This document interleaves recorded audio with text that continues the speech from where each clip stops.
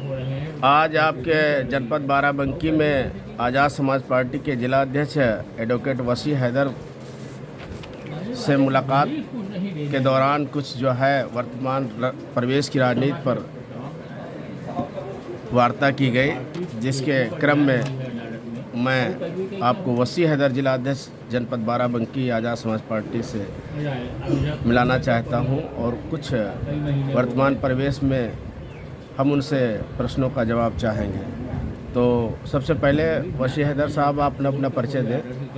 मैं वसी हैदर एडवोकेट जिला अध्यक्ष आज़ाद समाज पार्टी का हूँ और आपका बहुत बहुत धन्यवाद जो आपने हमारे जैसे लोगों के पास आए और हमारी बात रखी, क्योंकि आजकल सही बात रखने वाला कोई नहीं है। सब न्यूज़ चैनल चलाते हैं मगर किसी में दम नहीं है जो सही बात रख सके या चला सके। आज़ाद समाज पार्टी में आप कब से जुड़े?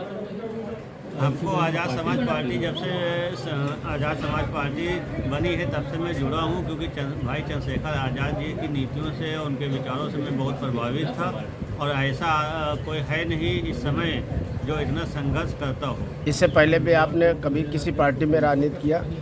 मैंने राजनीति तो कहीं नहीं की, मगर कांग्रेस में था, मगर कांग्रेस की विचारधाराओं से मुझे कुछ अच्छा नहीं लगा।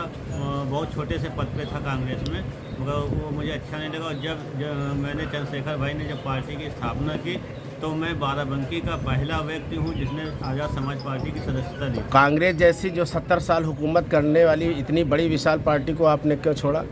क्योंकि वहाँ पे हमारा सम्मान नहीं है, हमारे हकों की लड़ाई के लिए नहीं, वहाँ सिर्फ लोग अपना फ़ायदा चाहते हैं।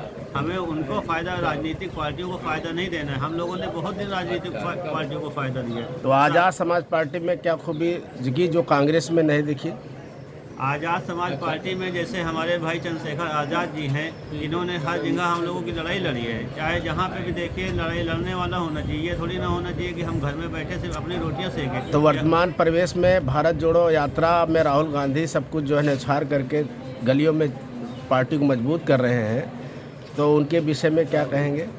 अब वो कर रहे हैं, ये तो उनका राजनीतिक कैरियर है, अपना राजनीतिक फ़ायदा है। क्योंकि जब आपने भारत जोड़ो आंदोलन की अगर किया होता तो आज आपको ये सब नहीं करना पड़ता। अब 70 सालों में आपने किया नहीं, चाहे वो बीजेपी हो, कांग्रेस हो, किसी भी पार्टी हो, अगर 70 सालों में आपने किया नहीं, अब करने से क्या फ़ायदा? राहुल गांधी अगर राजनीतिक कैरियर में जाते तो यूपीए 2 में तो स्वयं प्रधानमंत्री बन सकते थे, तो उन्होंने तो त्याग किया पार्टी के लिए।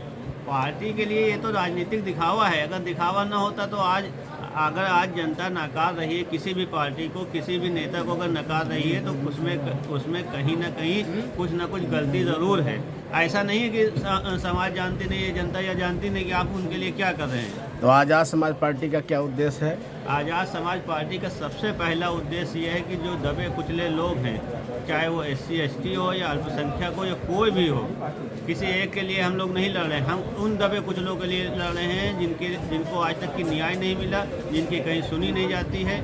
जब कोई भी पार्टी आती है, किसी पार्टी को व्यक्तिगत रूप से नहीं कह रहा हूँ, मगर कोई भी पार्टी होती है, जिसकी पार्टी उसी के लोगों को सुनी जाती है, बाकी लोग सुनी नहीं जाती। तो इससे बड़ी पार्टी बहुजन समाज पार्टी थी, तो आज़ाद समाज पार्टी की क्या आवश्यकता पड़ी?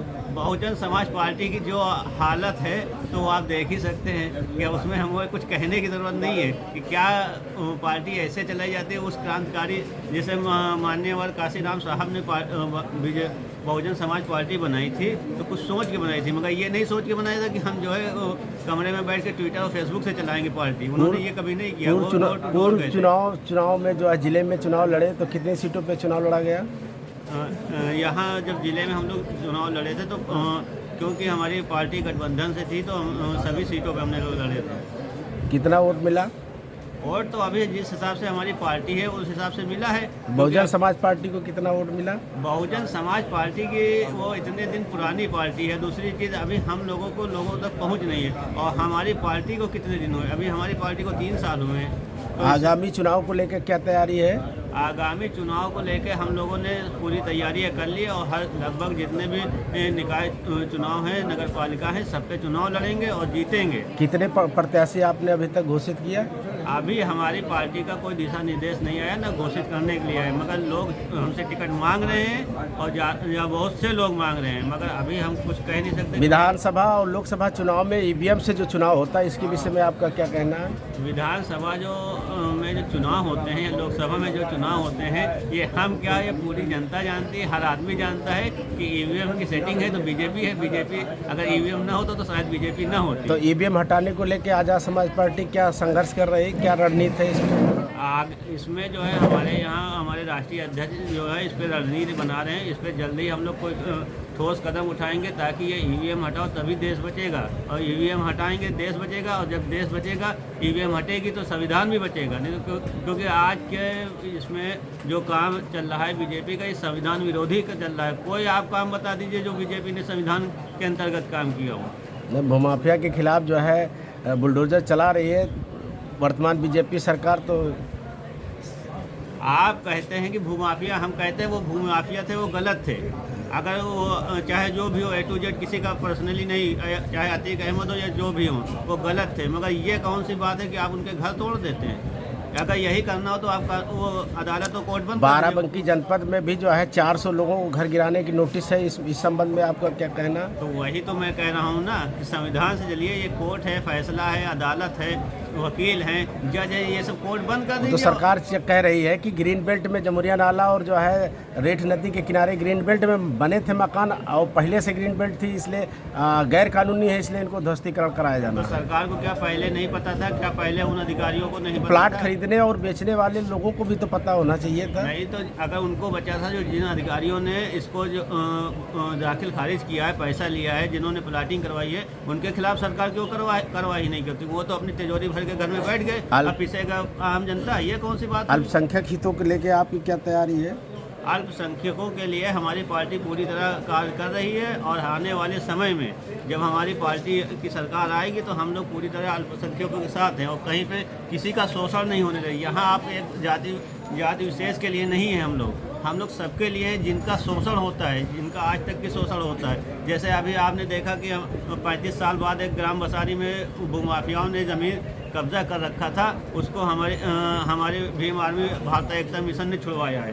तो अब ये सब किसकी वो है? ये सब हमारी पार्टी कर रही है। दूसरी चीज़, अगर इस पर प्रशासन तैयार होता तो ये सब नौबत ही नहीं आती, क्योंकि प्रशासन कुछ कर नहीं रहा, इसलिए हमारी पार्टी। तो आपकी पार्टी तो 15% लोगों के खिलाफ है, 85% लोगों के लिए चल रही है। हम किसी के खिलाफ नहीं हैं, हम किसी के कुछ कहते नहीं हैं। चाहे वो 15% वाले अगर शोषित होते हैं, अगर उनका भी शोषण होता है, अगर वो हमारे पास आएंगे तो हम उनकी पूरा सम्मान करेंगे और पूरा उनका साथ देंगे। उनको प्रत्याशी भी बनाएंगे, वोट भी लेंगे, वोट भी देंगे। नहीं, हम प्रत्याशी नहीं बनाएंगे, क्योंकि अगर प्रत्याशी बनाएंगे तो फिर हमारे में उनमें फ़र्क क्या हो जाएगा?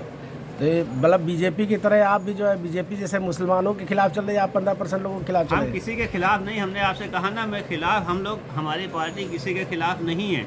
मगर ये है कि अगर हमारा किसी का भी शोषण होता है, चाहे सवर्ण का हो, चाहे 15% का हो, चाहे 85% का हो, हर जगह हमारी पार्टी खड़ी है और खड़े रहेंगे। 85% लोग तो सब हिंदू बन के बीजेपी में चले गए, इस पर क्या काम करेंगे?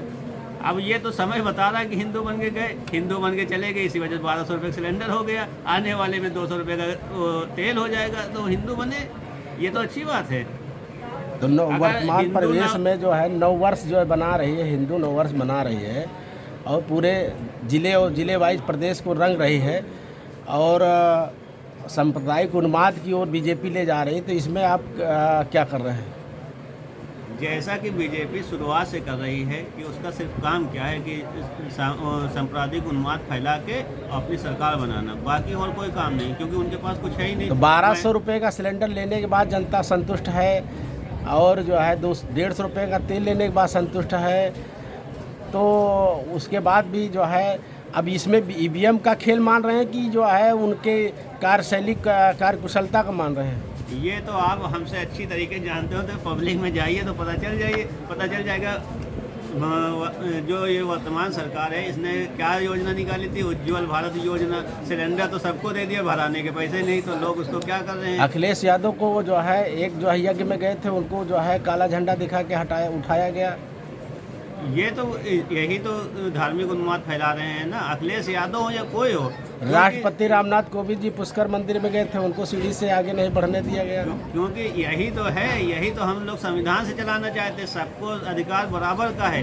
जैसे कि उनको पहली बात ऐसी जगह जाना चाहिए जहां ऐसा हो, और दूसरी चीज़ सबसे बड़ी, संविधान हमारा कहता है कि सबको बराबर का हक है और सब लोग जा सकते हैं। कहीं ऐसा नहीं है कि कोई अगर अनुसूचित जात का है तो नहीं जा सकता, कोई जनरल का है तो वहाँ जा सकता है, सबके लिए बराबर है। इसीलिए यही पूरा संविधान अभी देश में लागू नहीं हुआ, हम लोग पूरा संविधान लागू करा के ही रहेंगे।